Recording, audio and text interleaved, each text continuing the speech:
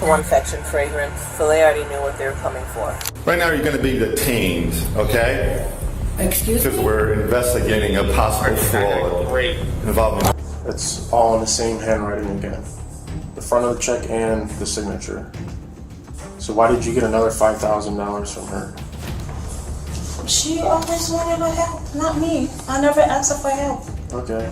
Yeah. Return Where did you need $50,000 for in 2 months? to pay my bill to help. What bill? My rent, my $50,000? We can go to the office over there. Yeah, I'll talk to you.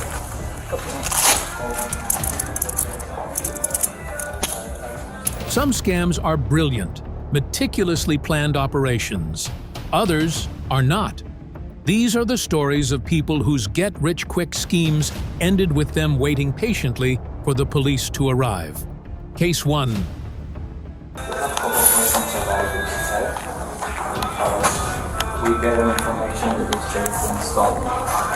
So actually the customer is not in Florida, so and you know, and we give you the cash. Okay, but we give it the cash to you, like $5,000. So $5,000 was deposited into the account. At first glance, 19-year-old Heriberto Varela looked like any other customer walking into a TD bank in Palm Beach County. He was calm, he was patient, and he had an $8,000 check he wanted to cash. The problem was, this wasn't his first rodeo. He'd successfully passed a bogus $6,000 check just the day before at another branch, and this time, the bank was ready for him. His quiet confidence was about to collide with a well-laid trap. The bank staff played their part perfectly. While Varela waited at the desk, the teller discreetly confirmed that the check was a forgery and that the account it was drawn from had already been flagged for fraud. They knew they had their man, and the only thing left to do was keep him occupied. As the minutes ticked by, Varela remained oblivious, not realizing the banker wasn't processing his transaction, but was instead coordinating with the Palm Beach County Sheriff's Office. Bodycam footage captured the moment deputies walked into the quiet bank lobby and approached the team, who was still sitting with the banker. His brief and spectacularly unsuccessful criminal career was over. The bank's supervisor later laid out Varela's surprisingly thoughtful, yet ultimately foolish strategy. He had opened a brand new account on a Saturday, likely believing that showing up on Monday as a legitimate customer would allow him to cash the fraudulent check without the usual scrutiny applied to non-account holders. We have a couple of questions about this site because we get an information that this check is installed. So actually the customer is not in Florida, so and you know, and we give you the cash. Okay, but we give it the cash to you, like $5,000. So $5,000 was deposited into the account, and it was being reported. So the account is being reported right now at this point. And you know, this is not the signature from the account as well. So we want to know. What's the person's name on that? Completely different. Let me talk to him. What's the person's name? Randy, John. And what's your name? Yeah, that's your name. Alright, stand up for me, bro. Stand up. We can go to the office over there. Yeah, I'll talk to you. Once outside in the Florida heat, Varela's composure started to crack. A detective read him his rights as the teen explained that the black car in the parking lot belonged to his grandmother, who he casually mentioned was half-blind. He seemed less concerned with the felony charges he was facing and more preoccupied with getting his phone and wallet back from the arresting officers, a classic sign of someone whose priorities are dangerously out of whack. The detective continued to press for details, and Varela presented a less than flattering resume. He was only 19, fresh out of truck driving school, had no job, and, until that moment, no criminal history. He was the image of a young man at a crossroads who had chosen the worst possible path. But when the detective asked the million-dollar question, or in this case, the $5,000 question, about where the money from the previous day's scam went, Varela's naivety vanished. He shut down and asked for a lawyer. With the interview over, detectives turned to his grandma's car, and the case took a sharp turn. A routine inventory search of the vehicle uncovered a trifecta of bad decisions: a pistol, a significant amount of cash, and drugs. This discovery transformed the investigation from a simple case of bank fraud into a much more complex and serious affair. Any notion that Varela was just a misguided kid being manipulated by a larger ring was quickly replaced by the possibility that he was a willing and armed participant. The contents of the car gave detectives all the probable cause they needed to seek a search warrant for Varela's home. When they arrived to secure the residence, they were met by a woman who identified herself as the property owner.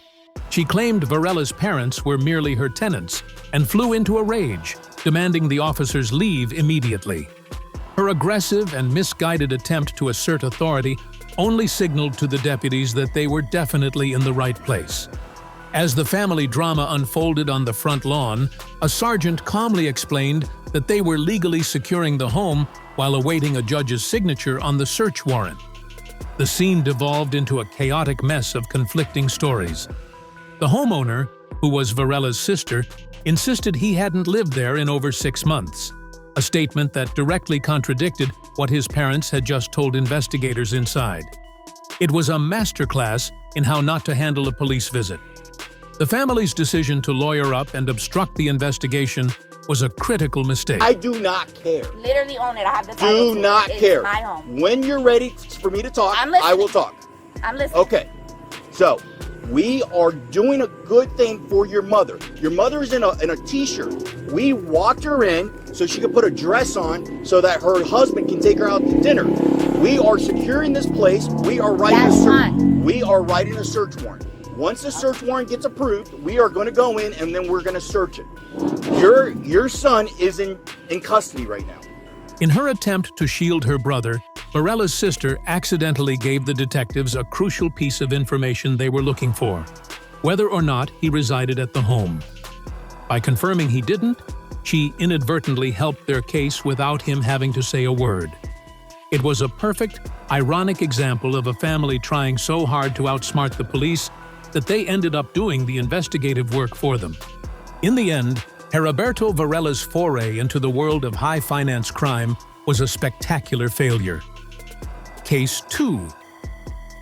On August 29, 2024, police were dispatched to a local bank with a clear-cut mission. The call reported a woman in a pink and white flannel shirt attempting to pass a fraudulent check, with staff adding that she was associated with an Audi parked outside. On paper, it sounded like a simple catch.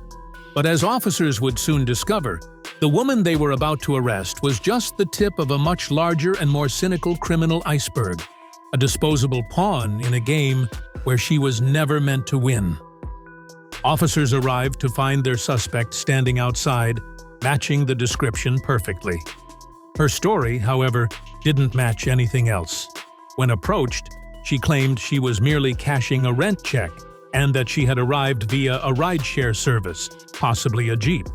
This directly contradicted the bank's statement about the Audi, an immediate red flag that suggested she was either a remarkably poor liar or was working from a script that had some serious plot holes.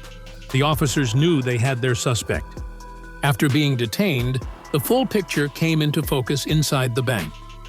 The staff explained that the woman had presented a check and ID that belonged to a legitimate customer. Unfortunately for the would-be scammer, the bank's security protocols included having a photo of the actual account holder on file, and the woman at the counter was definitely not her. It was a bold impersonation attempt that crumbled under the weight of a simple digital photograph, turning a potential payday into an imminent arrest. Right now you're going to be detained, okay? Excuse me? Because we're investigating a possible fraud involving a Oh my wife. God, I okay? just moved here. Okay? So I'm letting you know what's going on. I'm being detained. Yes. Okay? Like I said. Excuse me? Yes, you're not going Please, anywhere. I didn't do anything Okay. wrong, sir. That's what we're here to find out. Donna, go stop that car over there, Donna. The one, there's an Audi in the lot right behind you. There's an Audi in the lot right behind you. So right now you're being detained because we're investigating a possible fraud with a white female with a pink and white flannel shirt on with jeans, which exactly matches your description. So let us do our job. The check in question was for a mere $95, an amount so small it seemed specifically chosen to avoid suspicion. But the low value couldn't cover for the glaring inconsistencies in her story. She told the officers she had just moved to the area from Pennsylvania, yet the address on the ID didn't align with the bank's records for their customer. Her entire persona was a patchwork of flimsy lies that began to unravel the moment officers started asking basic questions. When confronted with the proof that the ID was not hers, the woman's narrative took a desperate turn. She abandoned her previous story and now claimed that she had simply found the wallet containing the ID and check outside a nearby store. This new alibi, of course, did nothing to explain why she was actively using its contents to commit a felony. Realizing she had backed herself into a corner with no plausible escape, she finally went silent and asked for a lawyer. While officers processed the arrest, a bank employee offered some chilling insight into the crime. What's your name? I don't understand this. I need to talk to my lawyer. There's something wrong. No, what happens is you're under arrest because you're trying to cash a check. This is not you. That's not me. What's your name? Doris. That's your name, Doris. Let's see what else you got on her. He explained that this was a classic tactic used by organized fraud rings. They recruit vulnerable, expendable people to be the face of the operation, sending them into banks to cash bogus checks. Meanwhile, the organizers wait safely in a nearby rental car. If the mule gets caught, the masterminds simply drive away, leaving their pawn to take the fall for a crime they orchestrated. The woman in custody fit the profile of a mule perfectly. She was a foot soldier taking all the risk for what was likely a tiny cut of the profits. The fact that she was also found with a credit card in another person's name only solidified the theory. Her fumbling, inconsistent stories and clear lack of a coherent plan suggested she wasn't the architect of this scheme, but rather a disposable tool, easily replaced and quickly forgotten by the people who had sent her in. At the station, the depth of her involvement in the criminal network became even clearer. A search of her belongings uncovered multiple fraudulent Pennsylvania licenses, social security cards, and other forms of identification, all bearing different names. She gave conflicting accounts of her travels, claiming she had arrived by bus and had been sleeping on a bench, and eventually admitted that another person had instructed her to carry out the check-cashing attempt. Ultimately, the woman, whose true identity remained a mystery, was charged with a slew of felonies, including forgery, identity theft, and falsifying a government document. She was the only one held accountable that day. A lone domino toppled while the rest of the criminal enterprise remained standing. Her case was a stark reminder of the hidden layers of organized crime, where the people on the front lines are often the most desperate and the most easily sacrificed. Case 3. It's all in the same handwriting again. The front of the check and the signature. So why did you get another $5,000 from her? She always wanted my help, not me. I never asked her for help. Okay. Yeah. Return. Where did you need $50,000 for in 2 months? To pay my bill to help. What bill? My rent, my $50,000? There are few betrayals as cynical as a caregiver preying on the person they're hired to protect. For 34-year-old Anite Noel, that betrayal allegedly amounted to over $50,000. The investigation by the Palm Beach County Sheriff's Office began on July 25, 2024, after Noel's employer reported her for theft. But what started as a workplace issue soon unraveled into a calculated scheme of financial exploitation against a vulnerable elderly woman who had trusted Noel with her care. When deputies finally caught up with her, they offered a choice: cooperate and speak with a detective, or go directly to jail. Believing she could spin a convincing narrative, Noel agreed to talk. At the station, she laid out a story of a benevolent client who, after overhearing Noel's financial troubles on the phone, simply decided to help her out. It was a touching story of generosity, but one that detectives suspected was a complete work of fiction. Noel claimed her patient had insisted on giving her a check for around $9,000 to help with rent and bills. She portrayed herself as a reluctant but grateful recipient, only accepting the money after being reassured that it was a legitimate gift. Her performance was convincing, but her story had a massive hole. While she spoke of a single generous act, bank records showed a total of 7 checks cashed over a 2-month period, a detail she conveniently forgot to mention. The key to unraveling the entire scam was the handwriting. A financial manager for the victim stated that the elderly woman exclusively signed her name in cursive. However, all 7 of the cashed checks were filled out and signed in a neat, printed script. This was the detail that turned suspicion into certainty. It strongly indicated that the victim, whose signature was a lifelong habit, likely never saw, touched, or authorized any of the checks in question. Confronted with this glaring inconsistency, Noel's story buckled. She admitted the printed handwriting was her own, but now claimed the elderly woman had asked her to fill out the checks on her behalf due to her own shaky hands. It's all in the same handwriting again. The front of the check and the signature. That one's for $5,000. It's dated March 26, 23. So why did you get another $5,000 from her? She always wanted my help, not me. I never asked her for help. Okay. Yeah. But you told me she's only written you 1 check for the $9,000. And there's 2 checks. Do she say she didn't help, or Well, I want you to explain why there's 2 checks. You told me there was only 1. She was helping me. Where did you need $50,000 for in 2 months? To pay my bill to help. What bill?